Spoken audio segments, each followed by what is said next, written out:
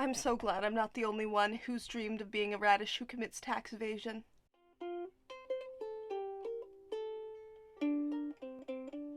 Hello, I'm Julia. This is Jaunty Adventures, and today we are looking at the cutest pixel art game about root vegetables that isn't Dadish 2.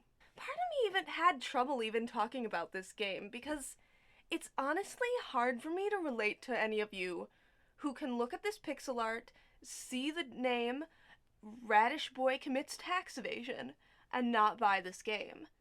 But, I mean, maybe you're just worried that you won't get to commit enough crimes, and I can assure you, you get to commit plenty of crimes. You start out committing the cool crime of tax evasion, not cool if you're rich, and then you get to go on to even more crimes. During the course of the game, you get to do such fun things as steal an old man's beloved watering can, rob graves, give a veggie spray paint to commit vandalism, and even commit the worst crime of all, snail murder.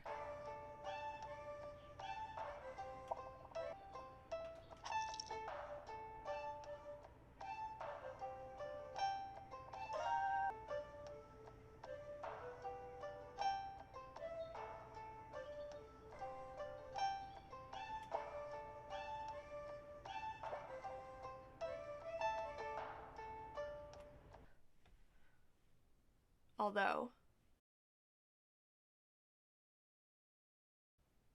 my snail never pays rent on his little house. Deadbeat. Turnip Boy is like if a 2D Zelda game got just a little drunk. Not super drunk, just enough to loosen him up, you know? Enough to make his humor real dark and make you wonder what he's been through.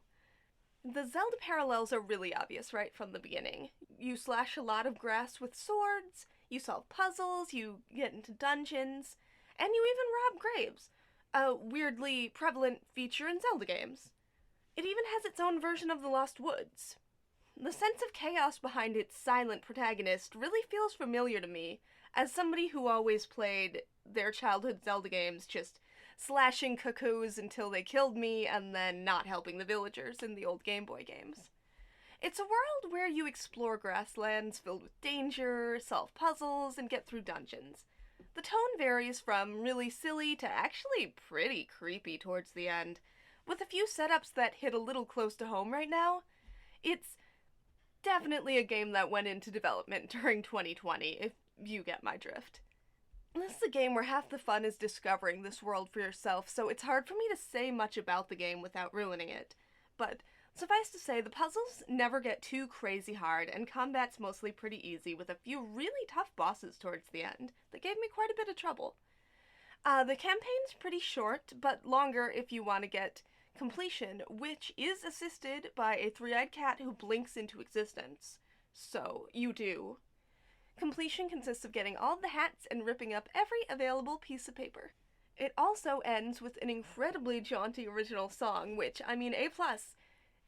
If you're looking for a silly, cute, shorter kind of game that lets you get into the spirit of chaos that isn't always fully brought to the forefront of a Zelda game, look no further than Radish Boy Commits Tax Evasion.